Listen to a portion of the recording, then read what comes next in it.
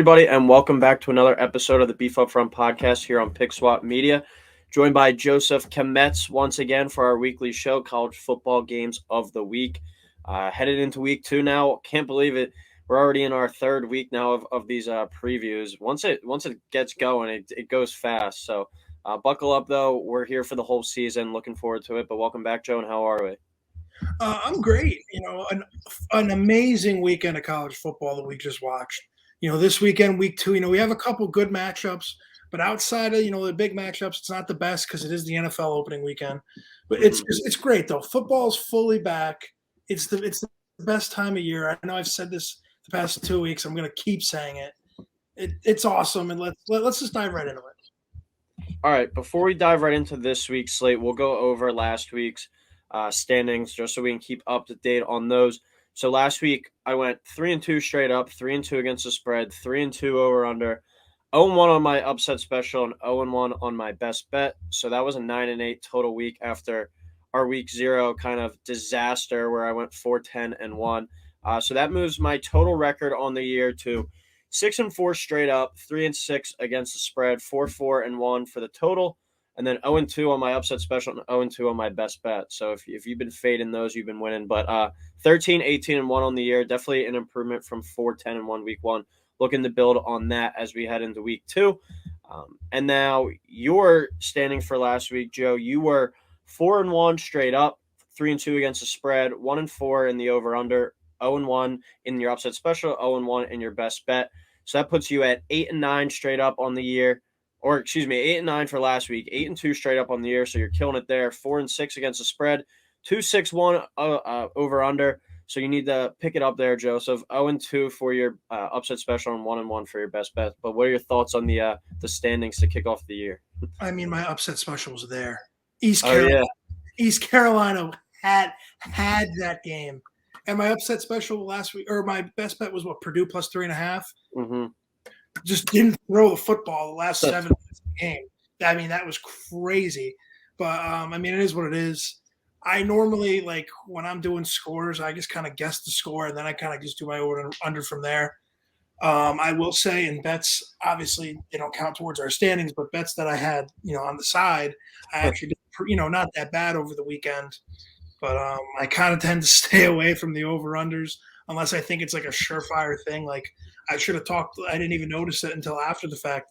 The UCLA over was like 53.5. I'm like – I feel like that was easy and it went over pretty easily. But, over-under is definitely not the best. So, if you're going to listen to me about an over-under, I can tell you who's going to win, and I think I'm decent with the spread. But over-unders, it's a complete guess every week. All right, we'll get into our 5 big games of the week now for week 2. And then, as always, we're going to have our best bet and our upset special. First game of the week, we got number 1 Alabama traveling to Texas to play a 12 o'clock game on Fox. Bama comes in as a whopping 20-point favorite, over under 65.5. Surprised Texas didn't get squeaked into the top 25 to make this game a little bit more enticing. Yeah, the bottom of the top 25, a team we're going to get – they did it for Tennessee, which we're going to get to in a little bit. Tennessee beat Ball State. They're all of a sudden 24th. Texas looked good against a bad team. I think they actually – if you look at the receiving votes, they technically went down a spot, which makes no sense to me. But that being said, I have Bama winning this game 45-21. So I have them covering that 20-point spread, and I think I have the over by half a point, which scares me. Like I said, don't – if you're listening, don't really listen to I really am feeling confident about it. I'm not overthinking this one, honestly. I'm not going to try to reinvent the wheel. Bama's a better team than Texas. I do think that Texas is going to come out juice, punch them in the mouth. I could see Texas scoring on their first drive, and all of a sudden, Gus Johnson screaming random words out in front, screaming across our television sets, and we're all like, "Oh crap, we have a game!" And then Bama's going to be like, "No, we're Alabama," and respond, kind of like the playoff game with Cincinnati. I know Cincinnati only got a field goal on the opening drive, but that opening drive, of course, I'm sitting there like, oh my God, Cincinnati's keeping up with Bama. Then Bama ended up putting them away.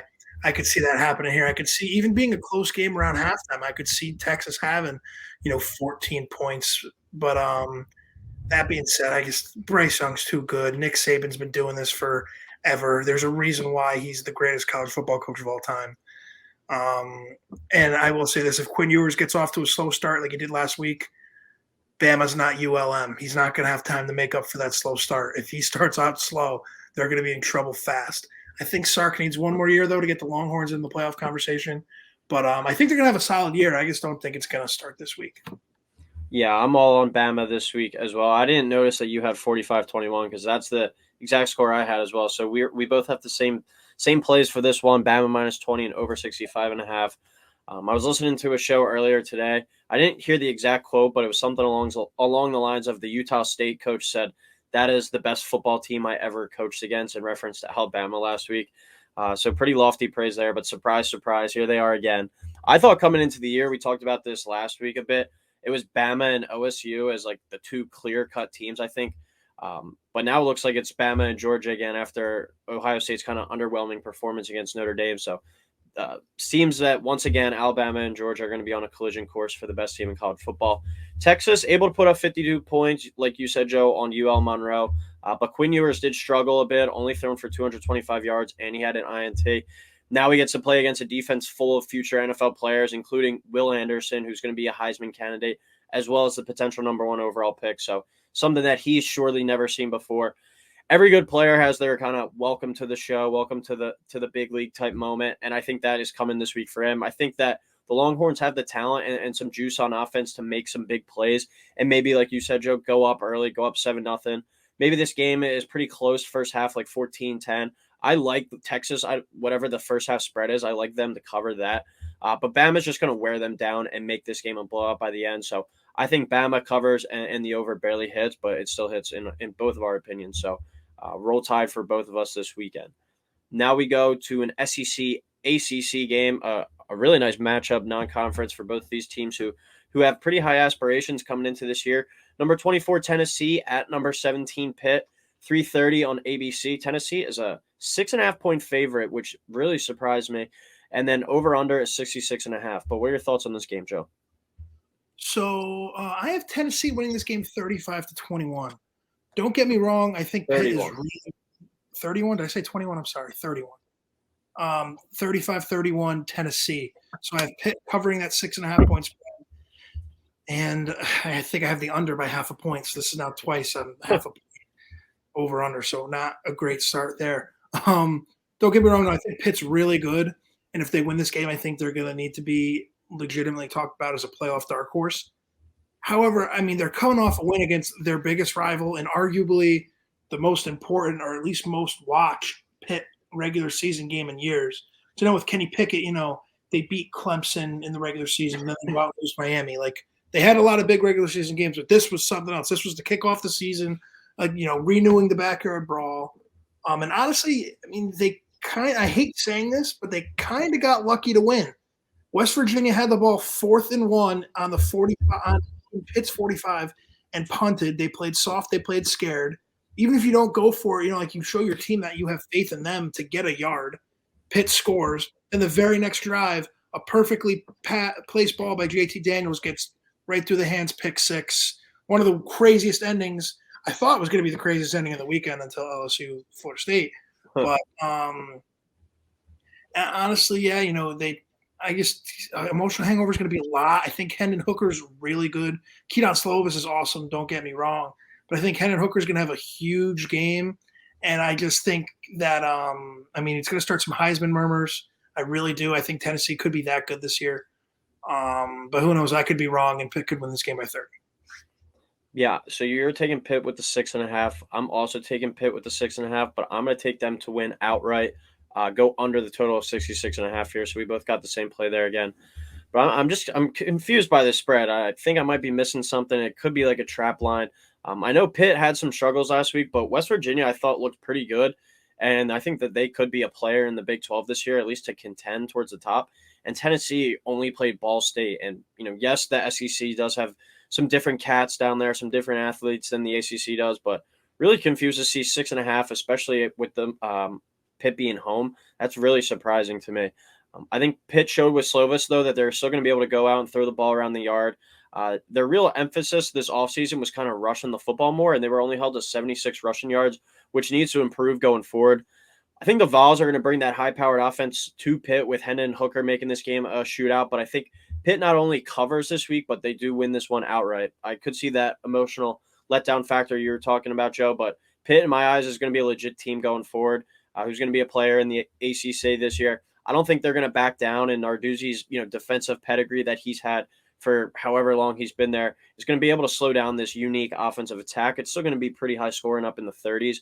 But give me a lower scoring game than expected and a Panthers win. So I like Pitt as the outright dog this week, 33-30. Third game of the week, probably the best quarterback battle of the early season so far. That's number 20, Kentucky, traveling to number 12, Florida, jumping all the way up to 12 after that big win over Utah. 7 o'clock on ESPN. Florida's a 4.5-point favorite, over under 52.5. I will say with the last game, Tennessee Pitt we just talked about in this game, we are going to very quickly see how the SEC East is going to shake out. Because if you have a world where I have Kentucky, by the way, winning this game 28-25. If you have a world where Kentucky wins, Florida loses, Tennessee loses to Pitt, like I'm saying, or, you think Pitt's going to win, you could very quickly see like, oh, okay, maybe the SEC East isn't as great as people were hyping it up to be. That being said, though, a lot, like I said with the last game, emotionally hungover Florida team, arguably the biggest win of the weekend. Obviously, you had Georgia smoking Oregon. You had that crazy Florida State win. But, Florida proved in their first game since losing Dan Mullen in that crazy offseason, no one was expecting Napier to really do anything this year. They beat Utah, the team that was getting college football playoff buzz, which I think is still very much alive for the playoff, but that's for another day. But we're going to find out really quick if that was a legit win or if it was a fluke. You saw Utah struggling in the humidity. I mean, when they were talking about they thought the Utes were having trouble with the humidity, and then you saw that wide receiver just throw up on camera. I mean, that was a hilarious moment. But I think Anthony Richardson's really good. I think he's deserving some of the Heisman hype. But I do, I can see him winning a lot of games for Florida this year, but I could also see him losing a game or two because he's going to try to do too much. Like that 2-point conversion, crazy 360 jumping out of the tackles for the 2-point conversion was absurd. I mean, just patently absurd. But, people are already giving the Heisman to him. And I will say, though, if Utah had won the game, my stupid brain would have taken Florida this week because they would have been pissed off coming for revenge. I just think it's tough. You see it a lot of time. I think Florida could end up winning this game. I think the better bet here is Kentucky +6. But that being said, though, I have Kentucky win the game by 3. I have the over hitting by 0.5 point again. I have the total, I think, at 53. It's 2.5. So we're really going to see how good I am this week. But I just can't take Florida. If they win this week, I think Florida will be legit. I almost need like that one more win to really convince me that they're legit or not. Because one more thing, I'm sorry, I've been rambling on. This is the same Kentucky team that had like a 34-35 game losing streak to Florida. I think, it might not technically be a rival, but I think Kentucky hates Florida a lot. I don't think Florida feels the same way about Kentucky. I think Kentucky gets amped up for this game, and I think that's going to be one of the reasons why they win this game. Yeah, that Richardson play looked like you back in the day in high school, right? Coyle, if I could do that, let's just say I don't know if I'd be on this podcast right now. I'm going to take Florida this week. I'm going to take them 28-21 over Kentucky, so they'll probably lose this week after I had Utah last week. But I'm going to go Florida -6, under 52.5 for my plays in this one. Was there a more impressive victory than that Georgia win over Oregon? Could it have been this game or Florida beating Utah last week? I mean, those were two both really big-time wins. Utah, like you were saying, Joe, came in with that playoff hype. Florida unranked. A lot of people liked Utah to win and cover. I saw that around as like some people's best bets. And Florida made some big plays down the stretch to bump them all the way up to number 12 in the country. I think that was kind of the thing with Dan Mullen and why the main reason he fizzled out. I feel like they lost a lot of close games and kind of fell apart down the stretch. We saw the complete opposite here. And being able to get my first extended look at an Anthony Richardson, I'm all in on him. He might be my Justin Herbert version of the college player, how much I love Justin Herbert at the NFL level. Anthony Richardson might be that guy. this is a much-watched TV for me. I think this kid has all the tools to carry this team to SEC contention this year. Will Levis, the quarterback in Kentucky, is going a bit under the radar now. I guess all the hype is on around Richardson coming into this game, but he put some good numbers in week one in his own right, going for 300 yards and 3 touchdowns. He's a first-round quarterback prospect as well, so watching these two kind of duel it out should be a fun watch.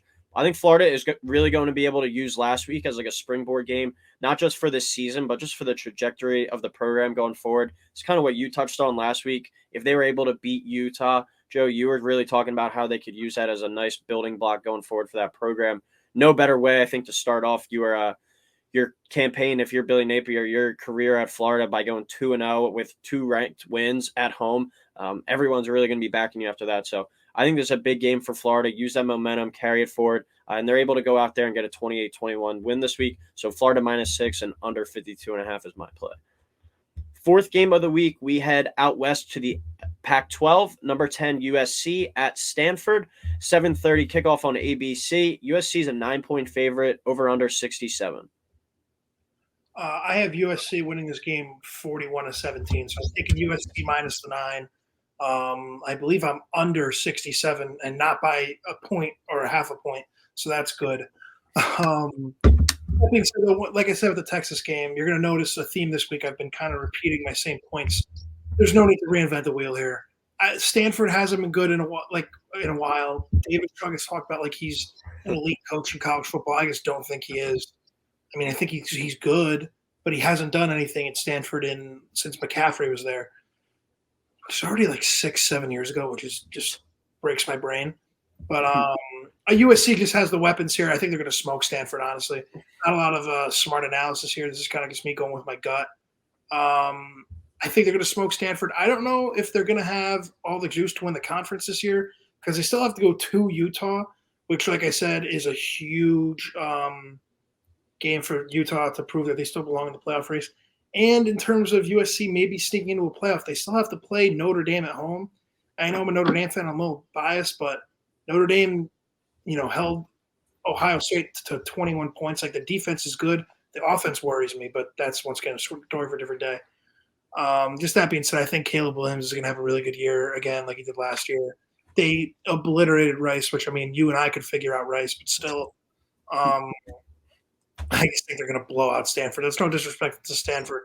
It's just what they've been lately. They've just been like your middle of the road, make a bowl game every year, and that's it. I'd love to actually see us out on the field trying to figure out Rice. That would be all Pick Swap Media take on the Rice Owls. I mean, I'd be down as long as we get to host them. If we get to host them, I think we got a shot. You can make the rosters up in NCAA football and sim it up. I absolutely, Coyle. You just give me a project for tomorrow night, so thank you. All right, I'm taking USC in this one to win as well, Joe, but I got them 38-28. I have them covering that 9-point spread, under 67 as well. So we have a lot of similar picks with the spread and the over-unders this week, but I think it's going to be a closer battle than you. This game being like a really, really good battle and finding a way to fight it out till the end, I think would be huge for the Pac-12. After Utah and Oregon both lost last week, both to SEC teams, USC might be the only hope for them to make the playoffs now. And if Stanford proves to be a solid team this year and USC is able to like inch out a close win over them, I think that's going to look really nice on the resume come the end of the year. If Stanford finds their way to like 8-4, 9-3, and not like the 4-8 or 5-7 team that they've kind of been over the past few years. So Tanner McKee is being looked at as a future NFL quarterback as well. He's another guy getting some potential like first or second round buzz for Stanford. And he had a really nice and efficient game, albeit against Colgate where they won 41-10, but still going out there 22 of 27, 308 yards, 2 touchdowns. Still had an interception, but still that's a really nice week 1 to start off the year. It's been a few years since we've seen Stanford relevant in college football, but I think it's definitely a better sport when they're a good team and like relevant because those games out there get pretty exciting. Same with USC. The sport is a lot better when they're good, and it looks like Lincoln Riley's got the trajectory of the program going up that way. After a bit of a slow start, they wound up winning 66-14 last week in the first game with him coaching at USC. I think if there's one advantage in this, and the main thing USC has to fix before going to the Big Ten in a few years is they have to get a lot better up front on both the offensive and defensive lines. I think Stanford could hang with them up front and push them around a little bit. So I think that's the reason this game has a chance to be close. But ultimately, I like Caleb Williams to make more plays than McKee down the stretch and win this one pretty comfortably in the end. But I expect a battle for 3 quarters, but USC winds up covering towards the end. So give me USC 38, Stanford 28. In our last game of the week, this is a game I'm actually looking forward to the most. We'll see how much of it I actually get to watch, but just tuning in and just stat watching and seeing the box score and stuff the next day, I'm really interested to see what happens in this game. And that's number 9 Baylor at number 21 BYU, 10:15 on ESPN. BYU a 3-point favorite, over under 53.5. I think this game is going to be an absolute shootout. I have BYU winning this game 48-42. I think you should hammer the over of 53.5. And then I'm going to take BYU -3. This is just like a freaky game. Like, it's just so cool. Like, this is one of like the things that like college football do every once in a while. Like, this is just a cool game. And this is a great chance for BYU to show, hey, we're coming to the Big 12 next year. This is going to be a game played every year. We belong in the Power Five. Like, they've kind of been considered a Group of 5 team, but they've had a Power 5 schedule for years, and I think their schedule proves it this year. I think BYU is a legit playoff dark horse as a G5 team just because of the schedule that they have. They have this game against Baylor. They host Arkansas. They play Notre Dame. They have 2 more big games. I can't think off the top of my head right now. But and the They same got Oregon and they got Oregon and Boise State as well. Yes, they have those, and it's at Oregon too. I know Oregon just lost, but still, that's a huge game for BYU. They also play Stanford if they're relevant this year. Another Power 5 school. They have a lot of really good games on their schedule. Like, they're I think that's what 6 Power 5s. Even if that's the only 6 games they play against Power 5s, that's still almost as much as a lot of these other conferences play. But that being said, I think the same could go for Baylor though. Baylor wins this game, as technically would be an upset according to the point spread. Baylor, all of a sudden, it says a lot about the toughness of their team. It says that they're a legit contender for the playoff this year because they're sitting right now at number 9. I mean, they win this game, you got to think they sneak up maybe 8 or 7, depending on what else happens. But if you're if you're sitting at 9 right now, you are a contender for the playoff because depending on what happens above you, there's a good chance you get in. Especially with the way the Big 12 has it, where you could potentially have redeem your loss to a conference team in the title game. That being said, though, I just think the home field advantage is going to be too much to overcome for Baylor. Albany at home to a road game against BYU is a steep jump. I know BYU is Mormon, and I don't know how many of the fans are true Mormons, so I don't know how many of them are going to be drunk, but they're still going to be all amped up and ready to roll. This is a massive spot for BYU. I just think Provo is going to be a war zone. It's going to be awesome to watch, like you said. This would be one of those great games, last year that you and I would be out at the bar and just ignoring everyone else and just watching college football. This is just a great game. I'm looking forward to watching it as well, like you said before. Yeah, I'm right there with you, Joe. I like BYU in this one, and I like the over. So I'm taking BYU -3, over 53.5. A little more low scoring than you, though. I have BYU winning 34-28. Like I was saying earlier, this is what I'm looking forward to the most, but we got a long day here in Willow Grove set up, so who knows if I'll be actually tuning into this one at the end, but interested to see who comes out on top in this one. I think this is a real telltale game for the trajectory of these two teams' seasons. I think both have a legit chance of the playoffs. You kind of stole my talking points. I was really all over having that talk about how BYU – what? I said, sorry, my bad. No, I was just – we were thinking alike how I think that BYU has a legit chance to make the playoff this year.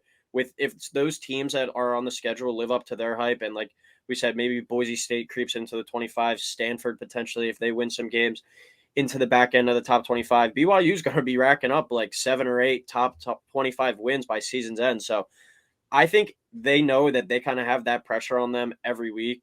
And a lot of underdog picks last week had BYU going to South Florida and losing last week, even though they were double-digit dogs. I saw a lot of those as like some people's like upset special type things that we have. And they went out and beat USF 50-21. I don't think USF will be great, but still, that's a pretty big butt kicking for a cross-country trip. They were able to go out there and run for 312 yards in week 1 and lean on that rushing attack. I think that's going to be their bread and butter all season. Baylor only allowed 87 yards on the ground last week, albeit to Albany, kind of like I was saying with Stanford, Colgate. But still, it's going to be something to watch, I think. And what the game might come down to is BYU's rushing attack against the Baylor rush defense. We know Dave Aranda, a really good defensive coach. So I really like this BYU team. I really like their coach. And I think they know the pressure is kind of on them each and every week. Baylor, I think, knows that, all right, if they lose this game, but they win out, they'll find their way most likely into the playoff, if not right there at like that 5 or 6 spot in contention. But Baylor or BYU being at home, I really like the edge there. So give me the Cougars at home here with a cover as well. So BYU -3 over 53.5. Now we'll get into our last two segments of the show, our best bet and our upset special. You want to give us your best bet of the week so far, Joe? Yeah, absolutely. My best bet is UCF -5.5. I looked this afternoon. I was just looking at some bets. I saw that they originally, when I saw it, it was 6.5. I was going to have it be my best bet last night, but I looked this afternoon when I got back from my clinical. I saw they were -5.5. I feel like that's an easy bet. They're at home against Louisville, who looked terrible against Syracuse. Syracuse was a bad football team last year, and they made Syracuse look like an ACC contender. That being said, Syracuse's schedule is really bad. They might be 5-0. That's for a later show. But I just think UCF's a really good team. I mean, they did what a good team is supposed to do against South Carolina State last week. I think they're going to keep that up this week, and they're going to win. Especially you're giving me now they can score a touchdown and miss like the extra, like winning by 6 compared to winning by 7 is a lot more of a difference in my opinion, in my bad gambling brain. But I'm taking UCF -5.5. All right. My best bet of the week, I'm taking the unders of 72.5 in the Oklahoma versus Kent State game. This isn't Lincoln Riley and Caleb Williams going out there. It's Brett Venables and Dylan Gabriel. No disrespect to them, but that's not really the high-powered offensive duo that we've seen come out of Oklahoma in years past, like with Kyler and Lincoln, Baker Mayfield and Lincoln. I think this Oklahoma team under Venables is going to try and adopt more of that offensive identity or defensive identity and kind of evolve as they go into the SEC. They're going to have to play a more physical style of ball, and I think that really starts up this year. Oklahoma, UTEP last week only had a total of 58, and Kent State, Washington only had a total of 65. So both these went under. It's not like Kent State is going to be some super high-flying offense, I think, this year, putting up like 45, 50 points a game. And then when you look at Oklahoma, like I was saying, I think they're going to really start to try and be a more defensive-minded team, run the football more, and 72.5 is a really big number. So I like Oklahoma to definitely win and win handily in this game, but I think it's going to be a lower scoring affair, maybe around like kind of what the Kent State-Washington game was last week, around like that 45-20 kind of score. So that would hit the under there. Now we'll get into our upset special of the week. Like you said, Joe, you almost had your game. What's your pick for this week? My upset special this week is Arizona over Mississippi State. Arizona is at home. They're hosting the Bulldogs. The Bulldogs going out to the desert. This is going to be a huge game for Arizona. They've been terrible in years past, but they have a real chance to kind of prove, hey, we're getting back. They're not saying they're going to be all the way back, but they're getting back. And Mississippi State, is going to be a good team this year in the SEC, but they're not at the same level as these other SEC West teams. People sometimes, and I do the same thing sometimes, I see SEC versus an out-of-conference opponent, and I immediately think SEC. But I don't think that's the case with this game. And even if Mississippi State were to win, I don't think they're going to blow it out. I think the spread when I looked this afternoon was 11.5 for Mississippi State. So I'm going to definitely take Arizona plus 11.5. And I think the Wildcats can win this game outright, though. Yeah, Arizona was a pretty big surprise going to San Diego State and winning last week. How good San Diego State's been the last decade or so in the Mountain West. They've been one of the better, non-Power 5 teams. And Arizona was one of the worst teams in college football last year. Hit the transfer portal really hard this offseason. So I like them going forward to start building up a nice program there. I could definitely see your upset happen. In my upset, I'm going to take Houston over Texas Tech. Texas Tech is a 3-point favorite at home right now. Houston struggled a bit last week, but it's against a UTSA team that has a really good chance of winning Conference USA this year. That was a really good in-state kind of battle. That was one of the better week 1 games. Wasn't able to watch it, but from just kind of following through Gamecast and stats and whatnot, it looked like it was a really good battle. Houston came into the year with playoff aspirations to be the next Cincinnati, maybe that group of 5 team to make the playoff. stumbled a bit out of the gate, but now they play another team, Texas Tech. I think they'll be a little bit more comfortable this week. Texas Tech, first year under a new head coach. I don't think talent-wise they're matched up against Houston right now. I think Houston's got some more dogs on their side right now. So I like Houston to go to Texas Tech and win this one. Texas Tech being a 3-point favorite, so you probably get Houston at like plus 140 on the money line or something. I like the Cougars this week. But that'll do it for college football show. Been doing so many podcasts this week, getting confused with all the names. But college football show of the week. Make sure to follow our picks. We had a much better week 2, hopefully, or week 1. Hopefully, week 2 is a better week as well. But any last second comments before we head out, Joe? Well, I mean, like you said, we're gonna get better as the season goes on. It's also week 2 for us. That was a really corny, bad joke, but and we're gonna get better as the season goes on. Like you said, last week was really good, and like you said, I'm getting confused too. With we had a ton of we had our fantasy draft this week. We have all this NFL stuff now because it's like NFL opening week. Yeah. This is the week college football kind of gets swept under the rug because I don't think there's any Thursday night games because of the NFL opener. But that being said, though, I mean, this is going to be a big prove it week for the SEC East. I'm really excited and looking forward to those 2 matchups there. But that's all I got. You think your Upper Moreland Golden Bears moved to 3-0 this week? They're a lock. I think Woodland opens up the season against Oxford. I want to say that should be a win. The Braves? No, Oxford Wolverines close. Yeah. But I know nothing about the team now because it's like the first time where I don't know a single person on the team. So I have no clue. They could be really good, really bad. I have no clue. Well, you know what they say. You don't put a bench press at the 50-yard line. We will talk next week. Yeah.